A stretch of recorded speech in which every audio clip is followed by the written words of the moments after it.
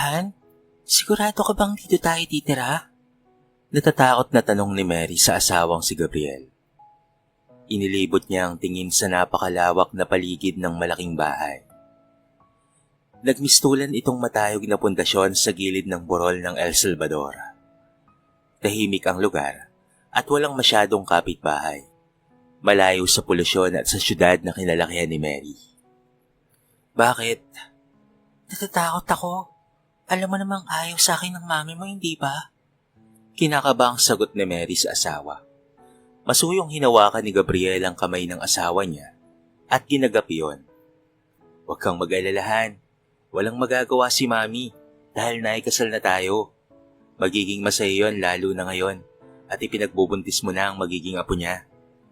Tumango na lamang si Mary. Pero kakaiba talaga ang nararamdaman niya ngayon.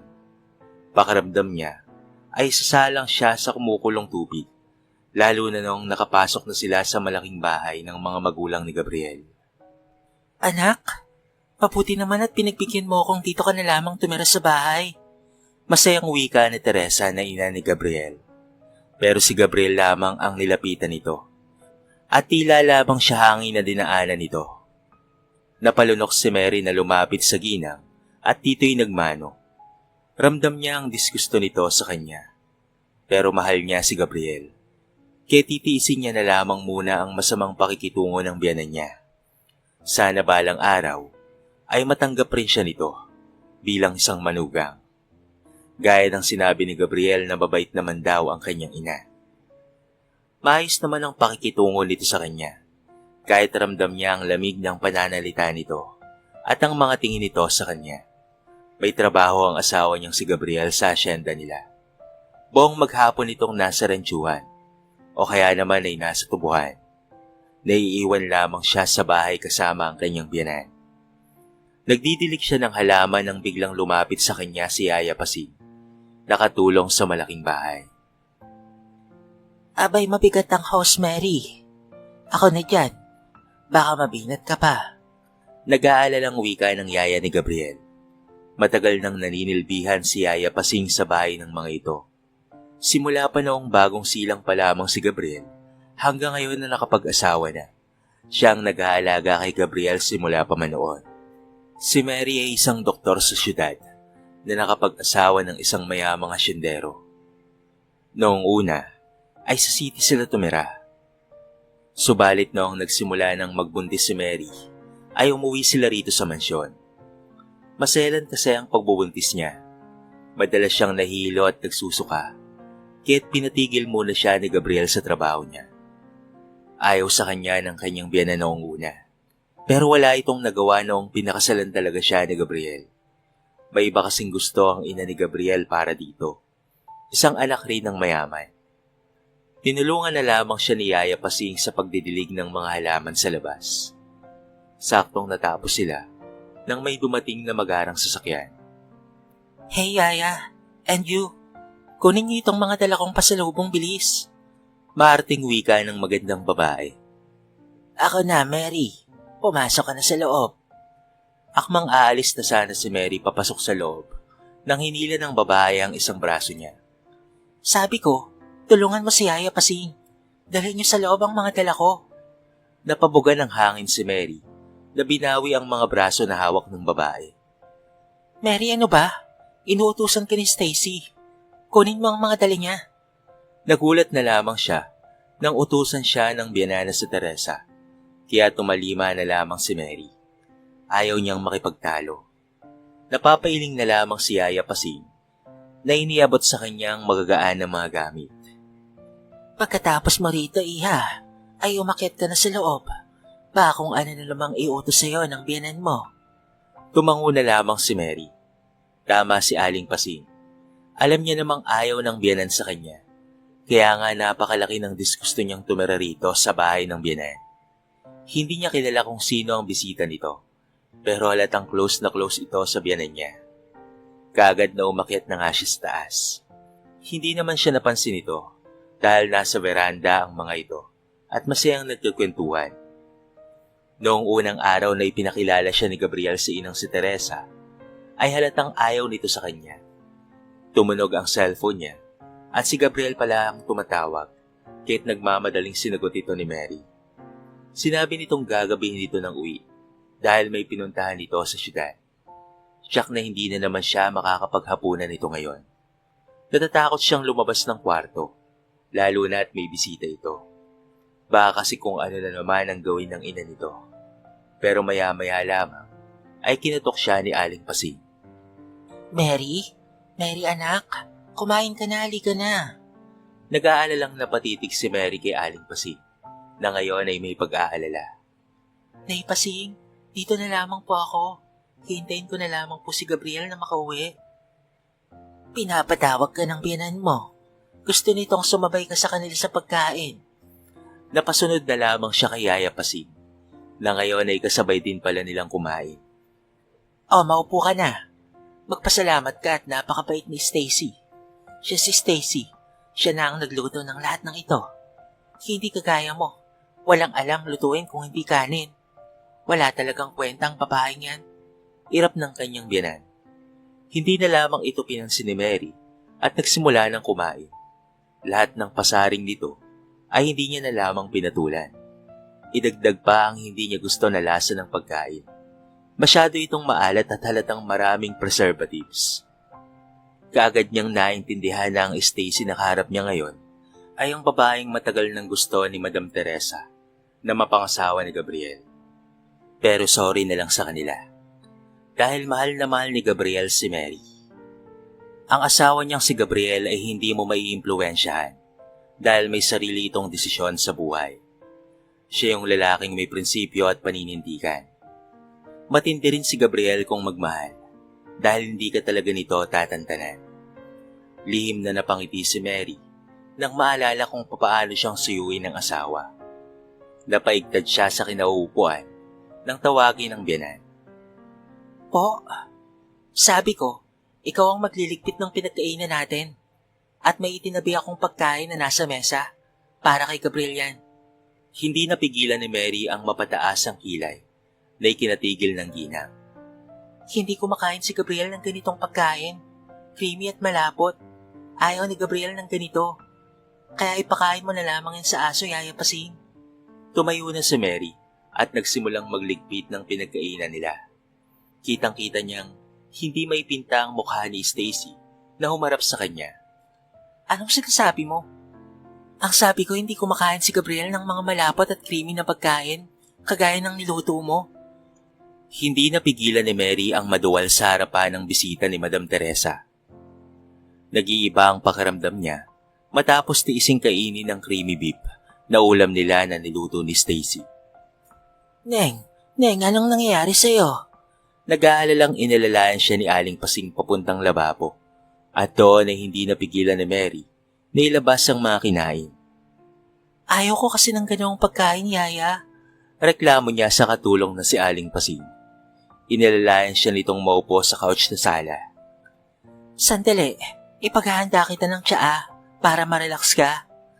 Hindi napigilan ni Mary na umangat ang kanyang kilay sa sinabi ng biyanan. Kailan lamang ba ito may pakialam sa kanya? Hindi niya na lamang pinansin dahil parang bumabaliktad talaga ang sikmura niya. Sa kusina naman, ay kitang-kita ng dalawang mga mata ng isang katulong na may inilagay na powder sa tsaa ni Mary. Si Madam Teresa ang gumawa ng tsaa, kaya noong umalis na ito, ay kaagad na tinignan ng pamangkin ni Aling Pasing na si Mayat ang powder na itinago ni Madam Teresa sa stockroom. Nahintakutan siya nang makitang resin powder yon, isang uri ng laso na dahan-dahan ng epekto. Nahintakutang napatakbo si Mayat sa sala dahil baka mainom ng butihing asawa ng amo nilang si Gabriel ang tsaa. Saktong pinalamig pa ito ni Madam Teresa nang sinidyang banggain ni Mayat ang donya. Anong ginawa mo ha? Nanggagalaiti ito sa galit na napatitig kay Mayat nang matapon ang tsaa. Sorry madam, hindi ko sinasadya. Hilutin ko lamang po sana si Doc Mary. Pasakali niya pa. Akin na po yan. Ako na lamang po ang maghahanda ng tsaa para kay Doc Mary. Hindi napigilan ni Mayet ang pangilid ng luha habang kinuha ang cup na nasa kamay ng donya. Hindi niya alam kung anong mangyari kay Doc Mary kapag nainom nito ang tiyang may lason. Konti lang naman ang inilagay ni Madam, kaya hindi kaagad ang epekto nito. Pero natatakot siya sa maaaring epekto nito sa batang ipinagbubuntis nito. Nakita niyang iniakyat na ni Aling Pasing si Doc Mary sa itaas ng kwarto nito. Kaya matapos niyang maghanda ng bagong tea, ay umakyat na siya sa kwarto ni Mary. Hindi niya pinansin ang masamang tingin ni Madam Teresa sa kanya. Napakabait ni Doc Mary sa kanila ng tiyahin niya.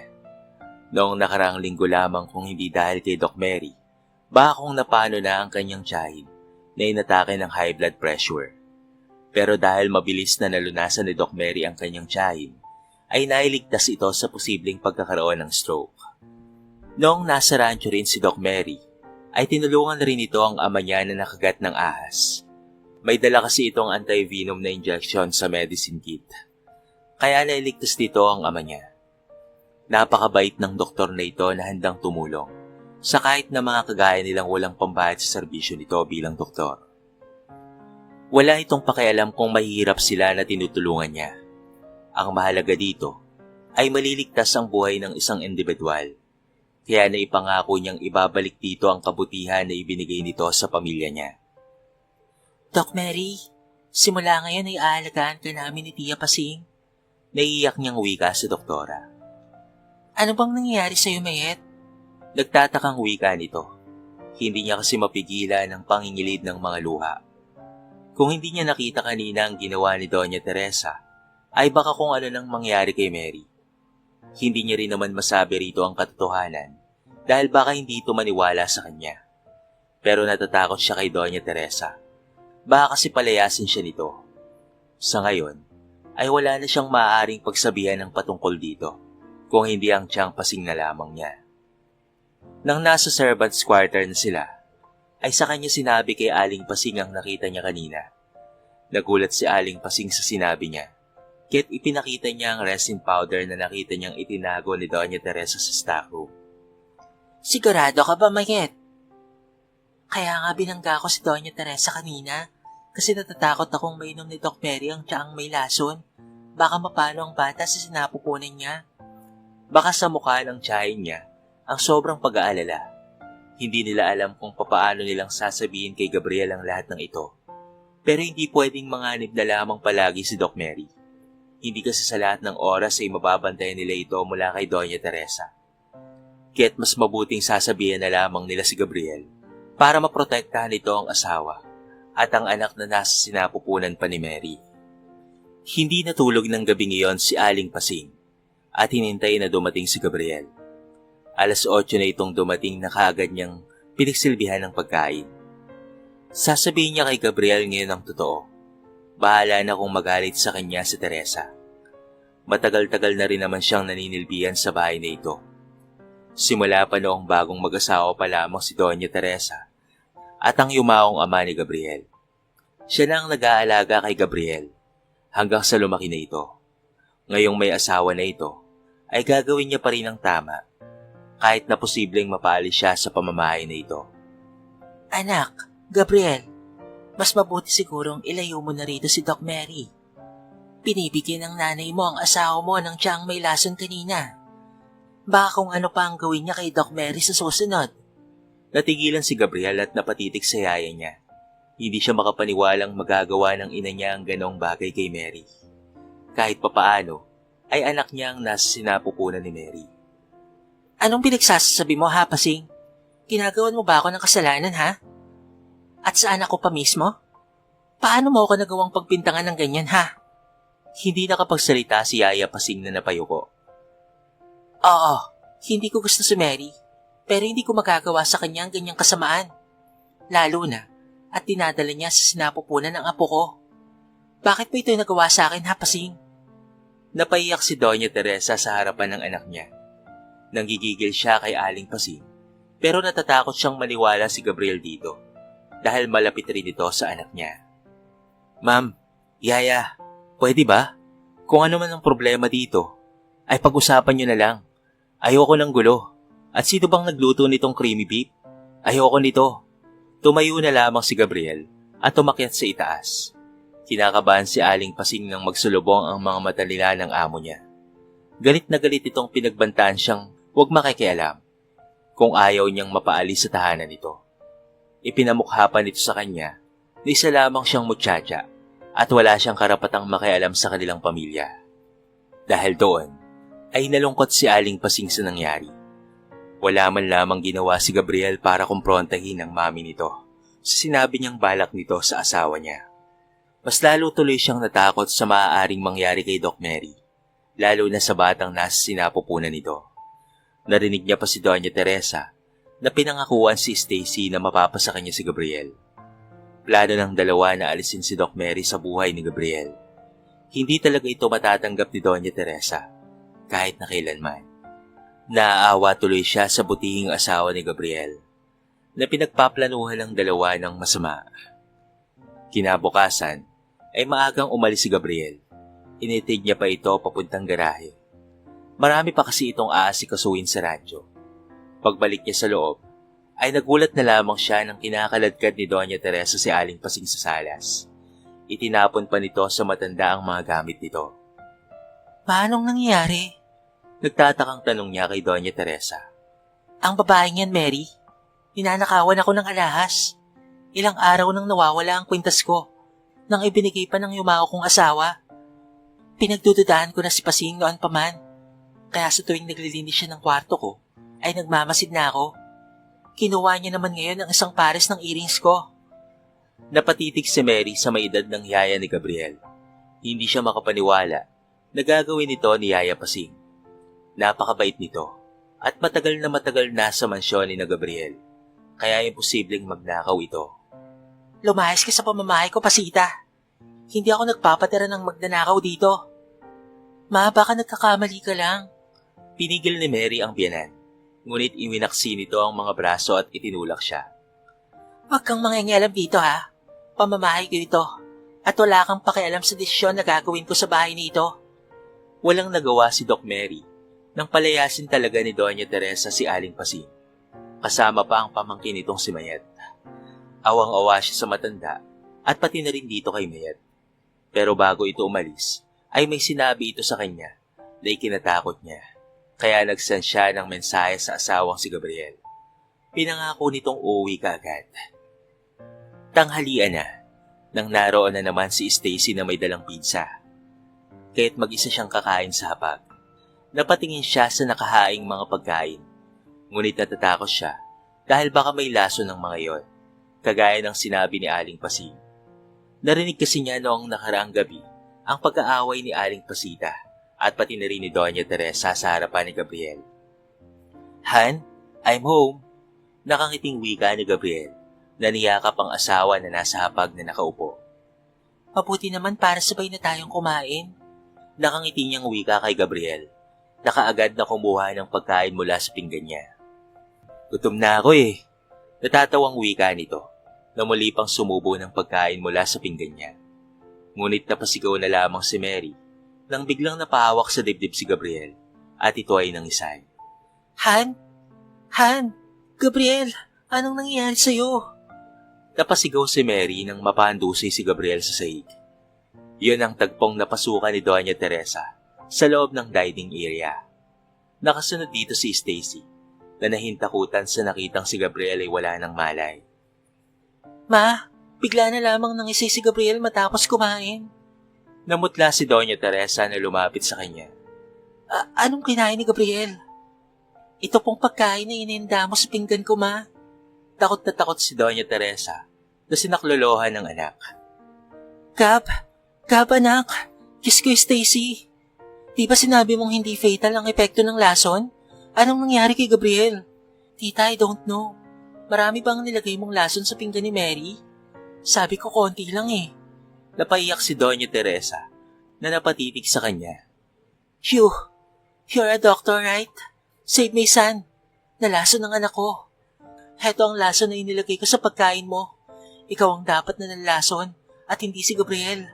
Umiiyak na wika ni Doña Teresa. Pero tita, sinabi kong konti lang ang ilagay mo.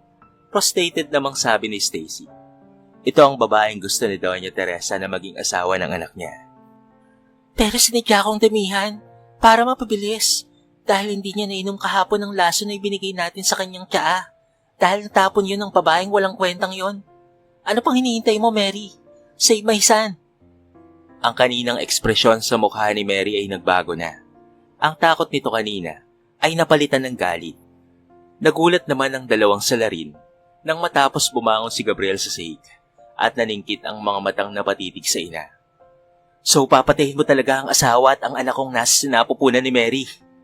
Gulat na gulat si Doña Teresa nang makitang bumangon si Gabriel. Son? Hindi ka nalason? Hindi, dahil itinapon ko ang pagkaing inihanda mo sa akin. And look at your favorite dog. Takot na takot ang mukha ni Doña Teresa nang makita ang aso niyang nakadusay sa ilalim ng mesa na kumakain ng pagkain na ibinigay niya kay Mary kanina. Ma'am, you are evil. Paano mo itong nagawa kay Mary at sa akin? Pati na rin sa magiging apo mo. Galit na sabi ni Gabriel sa ina. Gusto ko lang naman kasing magkahiwalay kayo. Palugi na kasi ang rancho natin. Kaya ang pamilya ni Stacy ang makakapagligtas sa niluluging rancho kapag naikasal kayo. Umiiyak na wika ni Doña Teresa. Niyakap siya ng mahigpit ni Gabriel. Plano nilang mag-asawa ang paglilinlang sa ginang para malaman nila ang katotohanan. Alam ni Gabriel na hindi magsisinungaling ang yaya pasing niya na ngayon ay narito na. Tinawagan niya kasi ito at pinabalik sa bahay para magbantay kay Mary. Walang kaalam-alam si Doña Teresa sa plano ng anak niya. Son, I'm sorry. Tama, Ma. You were sorry. Dahil ipapakulong kita kahit inapa kita. Hindi kita papanigan sa kasalanang ginawa mo. Mas mabuting makulong ka para hindi mo na magawa ng kasamaan ng asawa ko. Hindi ako makapaniwalang kaya mong gumawa ng masama para lamang manatili sa tuktok ng pedestal. Napaiyak si Doña Teresa habang dinadala ng mga pulis kasama si Stacy. Hindi alam ni Gabriel na hantong sa ganito ang ina para lamang sa pera. Porsigido siyang ituloy ang kaso laban sa ina at pati na rin kay Stacy. Napakalakas at napakalaki ng ebidensya nila dahil nakarecord ang lahat ng sinabi nila at nakavideo pa. Totoong mahal niya ang kanyang ina.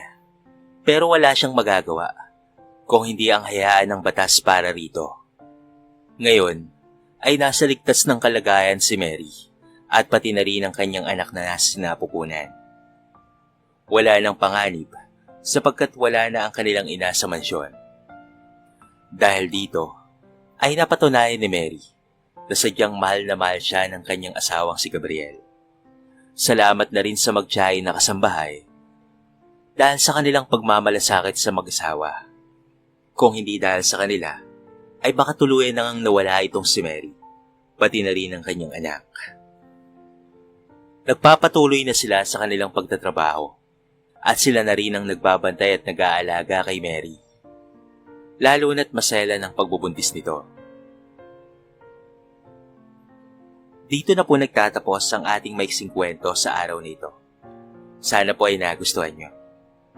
Kayo kabarangay, ano ang masasabi nyo sa ating kwento? I-comment nyo naman sa baba ang inyong mga reaksyon at babasahin natin ang lahat ng yan. So paano kabarangay? Hanggang sa muli, thank you so much and peace out.